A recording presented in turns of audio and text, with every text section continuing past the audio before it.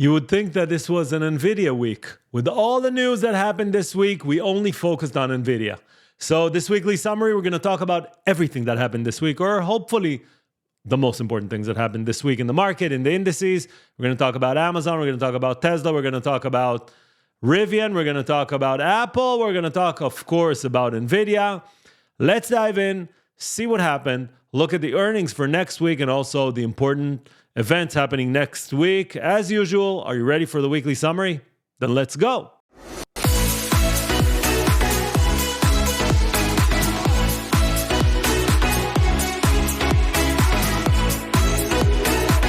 Hi, everyone, and something happened to the camera. Hi, everyone, and welcome back to the channel. If you're new, welcome, and if you're a repeat viewer, thank you very much for your loyalty.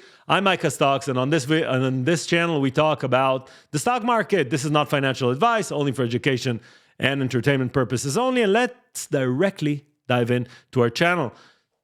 2,800 subscribers with 62 videos. If you're new, it would be great if you can not only smash the like button, but also subscribe to our channel. Let's dive directly into the major averages. Here is the major averages. S&P had another all-time high this week, gained 1.17%. Dow Jones, another 0.9%. NASDAQ, another 0.5%. Only Russell still struggling with the fears that the rates are not going to come down anytime soon.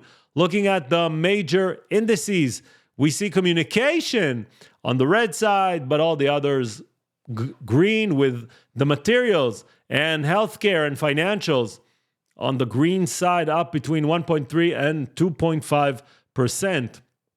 Crypto market, Bitcoin is losing about a 1.5% during the week, and Ethereum down 0.2%. A very volatile week, as you can see here on the chart. But ending on the red side. When we look at the Magnificent Seven, here they are: NVIDIA with a whopping another 8.4%, Amazon up 3%, Microsoft up almost 1%, Google up 0.8%, and Meta is unch on the week, Apple down 0.7%, and Tesla down 4.2%. This brings us, of course, to our heat map. As you can see, most of the S&P 500 green. Some areas are pockets of red. You can see Adobe had a red week due to Sora, OpenAI Sora. Intel, due to not being involved in the AI craze. Tesla down just because it's Tesla. And we also have Disney and others on the red side. Fear and greed brings us directly to extreme greed. Yes, we are back to extreme greed. Actually, we were 67 this week, and then we jumped back to extreme greed. Market loves going up. It's almost impossible to fight the market. This brings us to the companies that reported this week. We saw Walmart reporting, Home Depot, Palo Alto, with a good report, but a disappointing forecast made the stock drop by 28%. SolarEdge, not a good report. We saw Analog Devices, Wix, but of course, NVIDIA. Amazing earnings, amazing revenue. They see runway at least till the end of 2025, if not more than that. The AI craze is here, and it's here to stay. Rivian fell for about 25% right after earnings, mainly because they're going to lower their production amount during the year. The reason for that is they're going to upgrade their manufacturing, and they're going to pause production for something around 2 to 4 weeks. We also saw Square, Carvana, and other companies that reported this week. But again, NVIDIA dominated most of the headlines this week. Talked about NVIDIA. Amazing earnings, beating by over 50 cents per share. Revenue, almost 10% above estimates. Nothing bad to say. And on the day after, they went up, NVIDIA stock went up $247 billion. That's the market cap of McDonald's.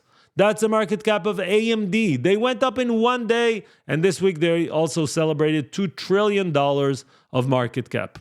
I remember a few months ago, they were $1 trillion. That's how fast they grew.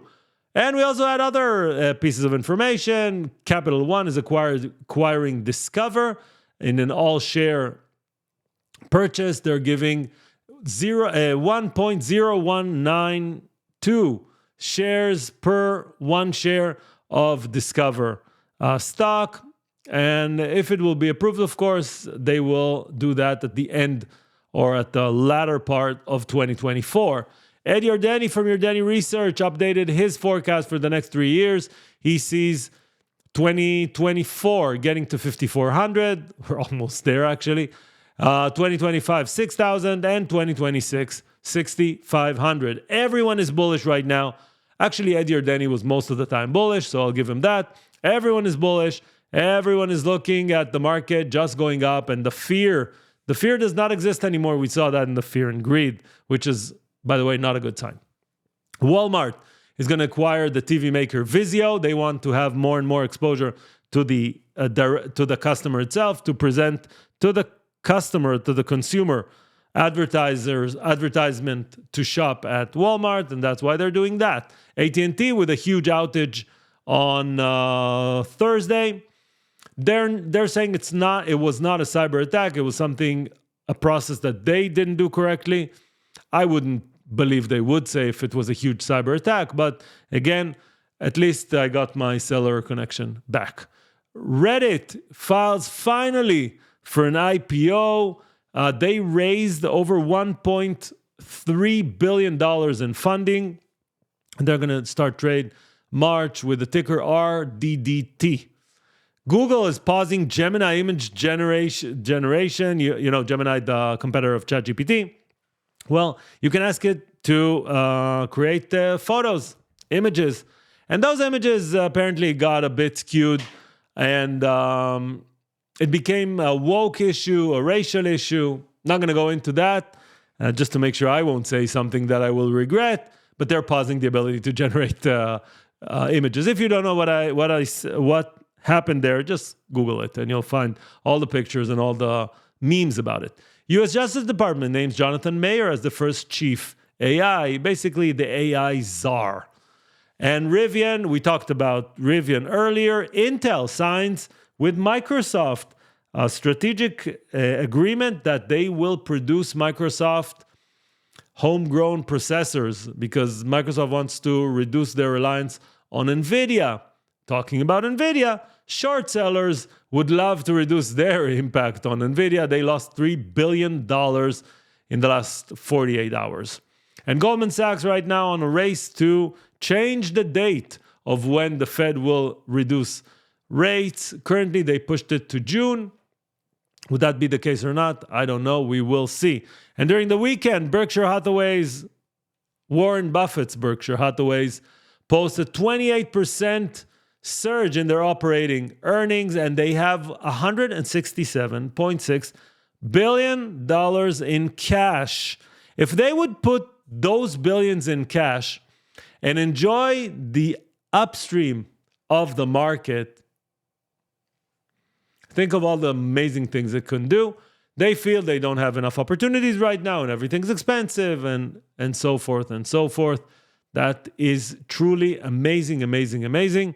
And everyone here that is watching this show and believe that they can beat the S&P and it's very easy and it's not that complicated, meet Warren Buffett. Warren Buffett on his annual letter to shareholders always provides a table of comparison between Berkshire Hathaway on the left-hand side and the S&P 500.